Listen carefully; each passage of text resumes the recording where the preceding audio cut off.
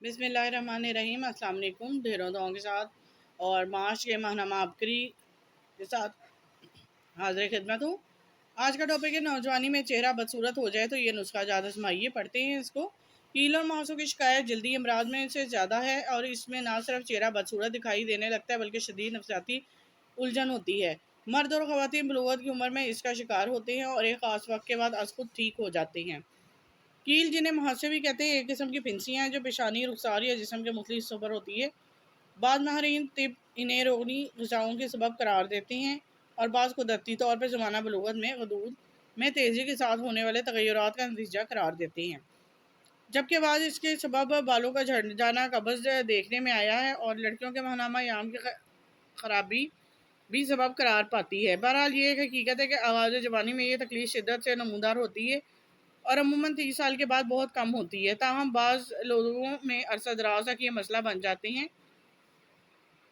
اکثر لوگ میں یہ تکلیف شدت کے ساتھ نہیں ہوتی۔ زبان طب میں یہ کیلیں بصور لبنیہ کہلاتی ہیں۔ جن لوگوں میں کیل مہاسے صاف ہو جاتے ہیں تب بھی ان کے نشانات کچھ عرصے تک باقی رہ جاتے ہیں جو حسن کو داغدار بناتے ہیں۔ جب ان کالے دانوں میں سوزش ہوتی ہے تو وہ عموماً پک کر زرد رنگ کا مادہ نکلتا ہے اور کبھی یہ پھوڑے پھنسیوں کی شکل اختیار کر لیتے ہیں۔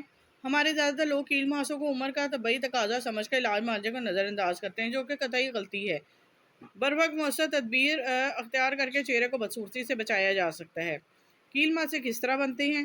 ہمارے جسم کی جلد میں کئی غدود ہیں جن میں پسینہ بننے والے غدود کے علاوہ چکنائی تیار کردہ غدود بھی ہیں جو تیلی اور تلوے کے سوا سارے جسم میں ہوتے ہیں۔ یہی وجہ ہے کہ جسم کے ان دونوں حصوں میں پسینہ آتا ہے مگر چکنائی نہیں آتی۔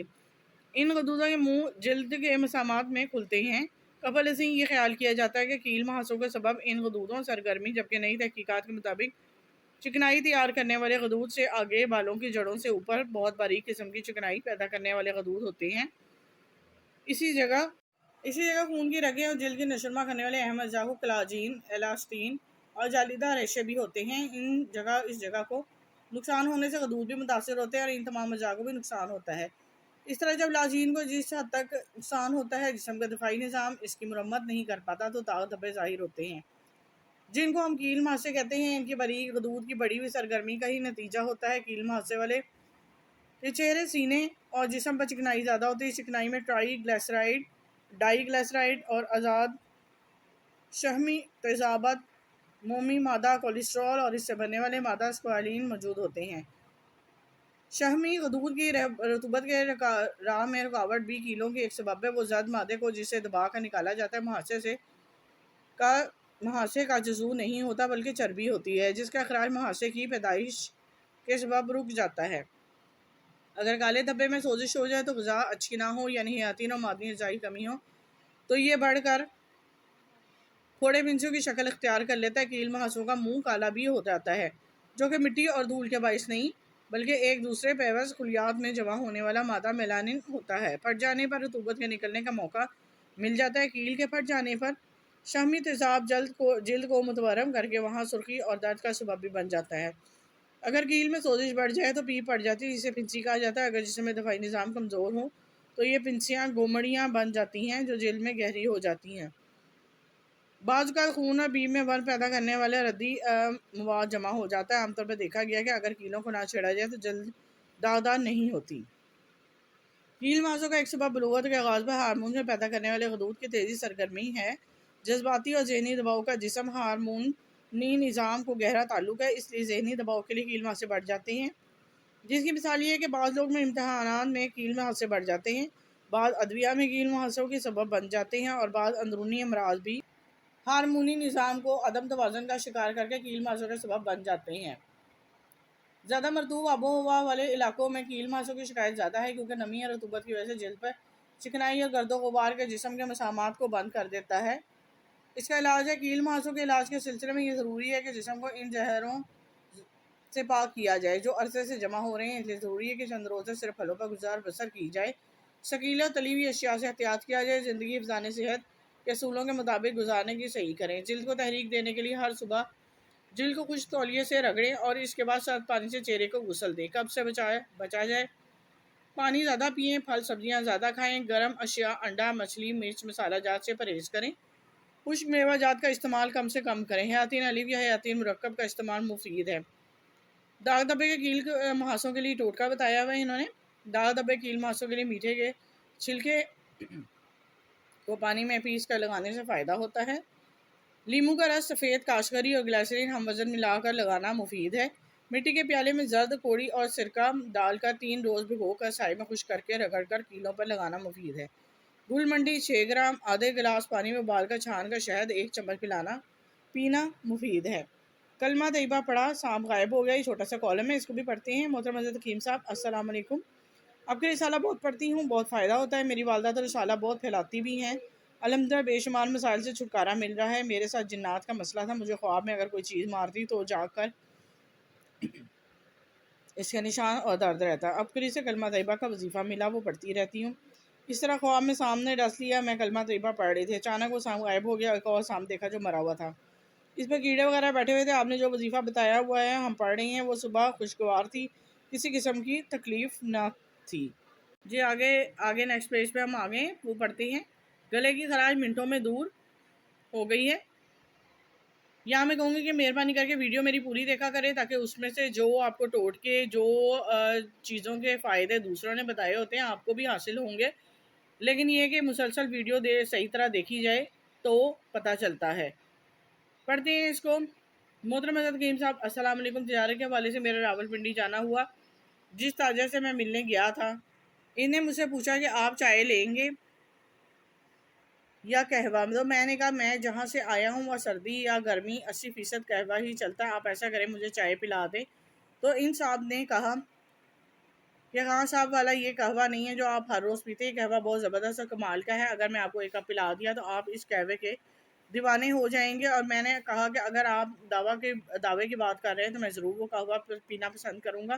چند منٹوں بعد قہوے کا کپ میرے پاس آ گیا، میں نے ابھی قہوے کی پہلی چسکی لگائی تھی کہ میں نے فوراً صاحب سے کہا آپ نے سچ کہا تھا، ایسا قہوہ میں نے نہیں پیا۔ قہوہ پیتا گیا، میں سوچتا گیا آخر یہ کس قسم کا قہوہ ہے جس کا ذائقہ منفرد ہے، حالانکہ میں نے بہت سی اقسام کے قہوے پیے تھا، لیکن یہ والے قہوے کی کچھ بات انوکھی تھی۔ میں نے تاجر سے پوچھا یہ کون سا قہوہ ہے، اس کا نام کیا ہے؟ یہ واقعی لاجواب ہے، رات سے میرے گلے میں خراش تھی لیکن اس کے قہوے کے پیتے ہی ختم ہو گئی۔ تاجر نے کہا اس کا نام ابکری قہوہ ہے۔ میں فوراً بولا یہ ابکری والوں کا ہے جن کی پوسٹیں فیس بک پر آتی ہیں؟ انہوں نے کہا جی ان کا ہے۔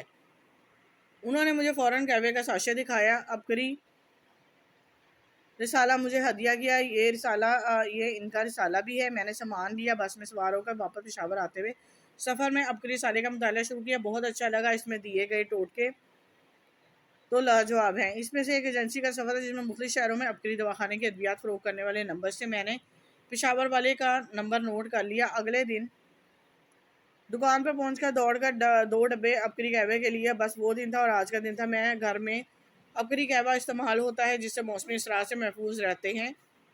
وہ دن اور آج کا دن میرے گھر میں ابکری قہوہ استعمال ہوتا ہے جس سے موسمی اثرات سے محفوظ رہتے ہیں، بچے بڑے سب شوق سے پیتے ہیں۔ اگر اس میں شہد ملا دیا جو قہوے کی تاثیر ڈبل ہو جاتی ہے۔ میں ہمیشہ شہد ڈال کر استعمال کرتا ہوں جس کا بھرپور فائدہ ہوتا ہے۔ روتا بچہ آرام سے سو گیا۔ نیکسٹ ٹاپک ہے۔ محترم حضرت حکیم صاحب السلام علیکم، میرے بیٹا 2 سال کا ہے، آدھی رات کو اچانک اس نے زور زور سے رونا شروع کر دیا، ہم سمجھے کہ شاید ڈر گیا، لیکن پھر اندازہ ہوا کہ لگتا ہے کہ جس کو جسم کے کسی حصے میں درد ہو رہا ہے، غور کرنے پہ پتہ چلا تو اس کے کان میں درد تھا۔ میں نے فوراً الماری میں دیکھا تو ابکری دواخانے کا کان شفا دوا پڑی تھی، میں نے فوراً اسے 2 قطرے اس کے کان میں ڈال دی، کچھ ہی دیر بعد روتا ہوا بچہ آرام سے سو گیا۔ میں حیران تھا کہ سادہ سے کان کے قطروں نے کیا کمال کر دیا، ورنہ میں نے تو ویسے ہی رکھے تھے، کیونکہ یہ قطرے میرے ایک دوست نے مجھے دیے تھے، گھر میں رکھ لو کام آ جائیں گے۔ میں نے کال پر اس دوست کو بتایا تو اس نے کہا میرے بھائی ابکری دواخانے کے قطرے اور تمام ادویات خالص ہیں، فائدہ مند ہے۔ اس دن کے بعد سے کافی ادویات میرے اب استعمال میں ہیں۔ اپنے نیکسٹ ٹاپک کی طرف آتے ہیں جو اسی پیج میں کالم ہے۔ نیند کی رنگ برنگی گولیوں سے بچ کے اب پرسکون نیند آتی ہے۔ محترم حضرت حکیم صاحب السلام علیکم، میرا تعلق بہاولپور سے ہے لیکن میں کام کے سلسلے میں اکثر لاہور ہی رہتا ہوں۔ مجھے ذہنی دباؤ کھچاؤ نیند کی کمی کا مسئلہ ہے، میں نیند کی گولیاں لینے کے حق میں بھی نہیں، کیونکہ ان کی عادت پڑ جائے تو ساری عمر نیند کی گولیوں کے تابع ہو جاتا ہے۔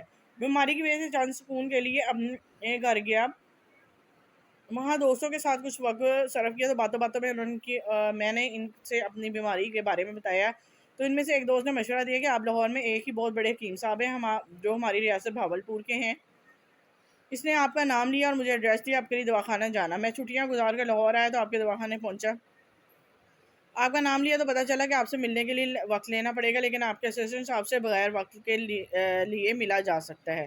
میں نے ٹوکن لے لیا، باری آنے پر آپ کے اسسٹنٹ صاحب سے ملاقات کی، انہیں اپنی طبیعت کے بارے میں آگاہ کیا تو انہوں نے مجھے خاندان راز شفا جو کہ سفو کی شکل میں تھا 3 سے 4 ڈبیاں استعمال کرنے کا مشورہ دیا۔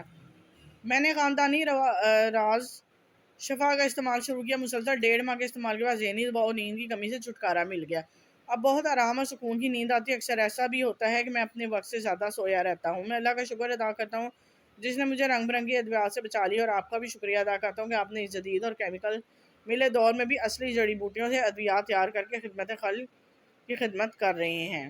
نیکسٹ کالم کے ٹاپک کی طرف آتے ہیں، پرہیزی کھانا شاید موت تک کھانے پڑتے۔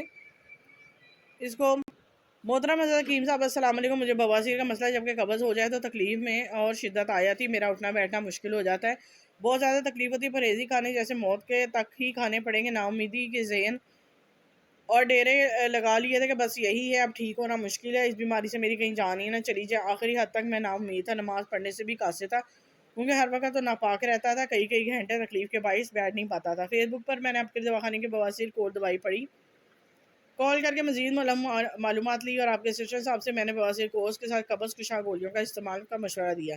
میں نے اسی وقت 2 کور بواسیر اور 2 ڈبی قبض کشا آرڈر کروائی، اور 3 دن بعد پارسل مجھے مل گیا۔ لکھی ہوئی ہدایت کے مطابق استعمال کیا، مسلسل 1 ماہ دوائی کھانے سے مرض کی شدت میں کمی ہوئی، قبض کی شکایت جو اکثر رہتی تھی وہ بھی ختم ہو گیا، اور بواسیر کے 4 کورس کے استعمال سے میرا مرض ہمیشہ کے لیے ختم ہو گیا۔ میں نے اللہ کا شکر ادا کیا جس نے مجھے شفا دی، اور اس کے علاوہ آپ اور ابکری والوں کا دواخانے سے منسلک جتنے افراد ہیں سب کے لیے دعا کی جنہوں نے معیاری ادویات ہم تک پہنچائی۔ جی اگلے پیج کی طرف آتی ہے، اس میں اعظم کے عمل بنیے جو چاہے پالے رمضان المبارک کے پہلے 11 دنوں میں۔ یا ذوالجلال والاکرام، اے جلال اور عزت والے، اس اسم کی تاثیر جلالی اور اس کے ذکر میں دنیاوی بزرگی و بلندی روحانیت پوشیدہ ہے۔ اس اسم کو ہمیشہ پڑھنے والے کو دنیا میں باعزت اور خوشبخت رہتا ہے، ہر کام میں ترقی اور عظمت پیدا ہوتی ہے، لوگ اس کی تواضع و تعظیم کرتے ہیں، لہذا جو شخص یہ چاہتا ہے کہ اس کو دین اور دنیا اور سعادت مندی حاصل ہو، اس اسم کو بلا ناغہ پڑھے۔ اس کو پڑھنے کے مختلف طریقے مدرجہ ذیل ہے۔ اسرار غیبی کا